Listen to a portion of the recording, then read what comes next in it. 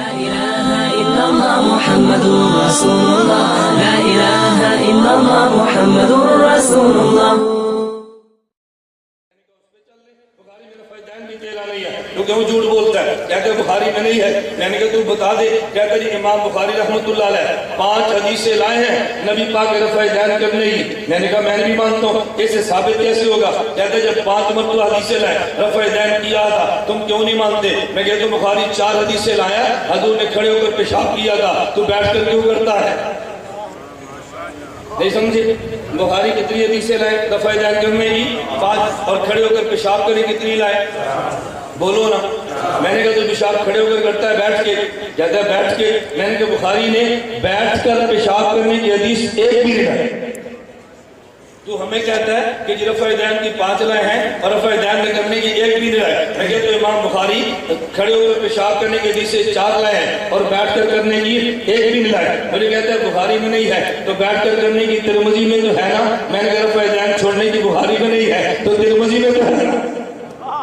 توجہ رکھنا۔ کہتا ہے وہ جو پھر آپ جواب دیں گے رفع دین جو کیا تھا، میں نے کہا میں تجھ سے پوچھتا ہوں جو حضور نے کھڑے ہو کر کیا تھا تو کیا جواب دے گا؟ کہتا ہے وہ تو کبھی کبھی کیا تھا مجبوری کے لیے۔ تو میں نے کہا امام بخاری کو نہیں لکھا کبھی کبھی کیا تھا، نہ کبھی کبھی رفع دین کو لکھا، نہ کبھی کھڑے ہو کر پیشاب کو لکھا۔ ہم کہتے ہیں حضور کا معمول یہ تھا، نبی پیشاب مبارک بیٹھ کے فرماتے تھے، کبھی وہ کھڑے ہو کر بھی کیا ہے۔ میرے پیغمبر کا معمول یہ تھا، پہلے رفع دین کیا ہے اور پھر پیغمبر نے چھوڑا ہے۔ کرنے کا ذکر بخاری میں ہے، چھوڑنے کا ذکر ترمذی میں ہے، کھڑے ہو کر پیشاب کا ذکر بخاری میں ہے اور نہ کرنے کا ذکر ترمذی میں۔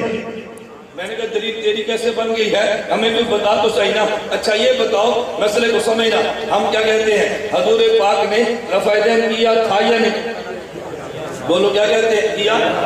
جھگڑا کرنے میں تو ہے ہی نہیں، جھگڑا تو اس میں ہے کہ ہمیشہ کیا تھا یا نہیں۔ اس میں اختلاف ہمیشہ کیا، تو بھی کہتے کیا، ہم بھی کہتے کیا، امام بخاری بھی کہتے کیا۔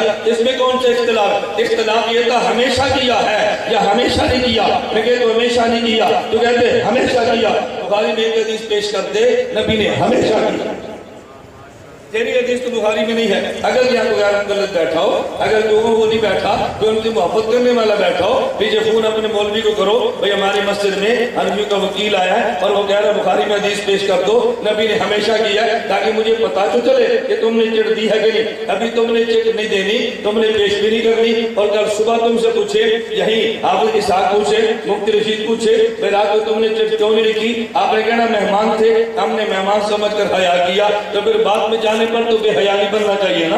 مہمان کے سامنے حیا کرو تو بعد میں بھی حیا کرو، اگر بے حیا بعد میں بننا ہے تو سامنے بن جاؤ تاکہ بات تو ٹھکانے لگے۔ کوئی بخاری میں حدیث نہیں ہے کہ رسول پاک صلی اللہ علیہ وسلم نے ہمیشہ کیا ہے۔ میں نے کہا بتا تو صحیح، تیرے مسلک پر بخاری میں روایت